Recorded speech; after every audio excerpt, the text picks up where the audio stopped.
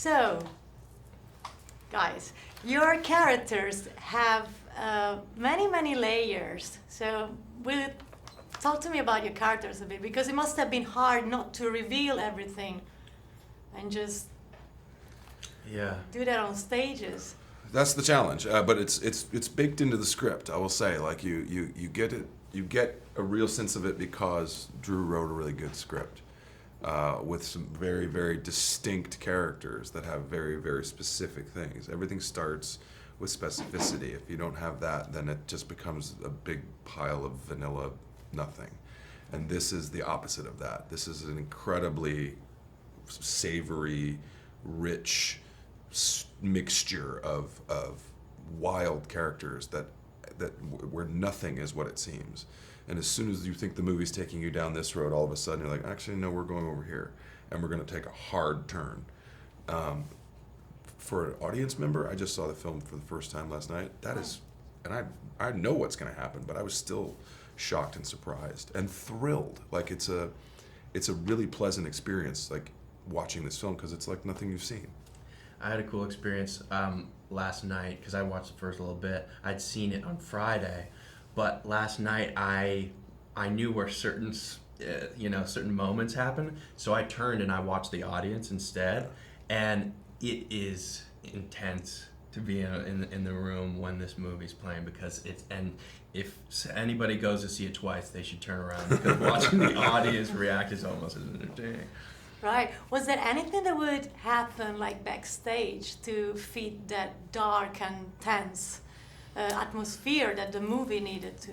It was pretty loose. We were pretty loose on set. I feel like, given the darkness of the material, it was a fairly loose atmosphere on set. And I'll say that comes from the top down.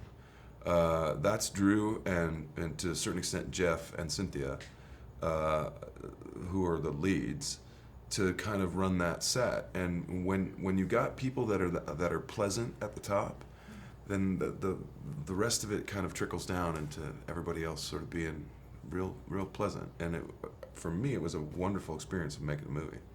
Right. Yeah. And you're getting used now to live in period movies and TV.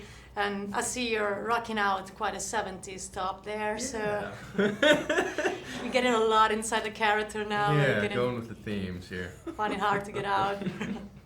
Well, if you could pick an era where to live in, which one would you pick? I think this one, because of the music. And that's why this movie's so spectacular, because it's like a showcase for that. And then having Cynthia embody all these kind of like serious classics that anybody who loves, music of this era is going to be just blown away, because Cynthia revitalizes and brings a whole new life to them. And being on set, it was extra spectacular. Right. I think I would live in the now. I'm a big fan of things like painless dentistry and MRIs and cars that have heated seats. I don't know. I think I like looking back on the past, but I remember some of it, and I'm like, it wasn't all that great. Right.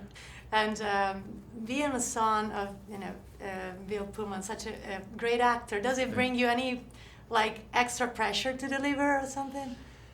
Yeah, I mean, definitely. There's always that. That's probably why it took a while to even start dipping my toes into it. But you get over that, because you kind of love, or I personally love the profession. I reached the point where I loved the profession more than I feared the pressure. And that was an important moment for me to overcome, yeah. Right, and we're going to see the two of you together again in Top Gun Maverick. So we'll see. You're creating a bond, hopefully. Are you? Well, yeah, That's we're already buds. Thank you very much, guys.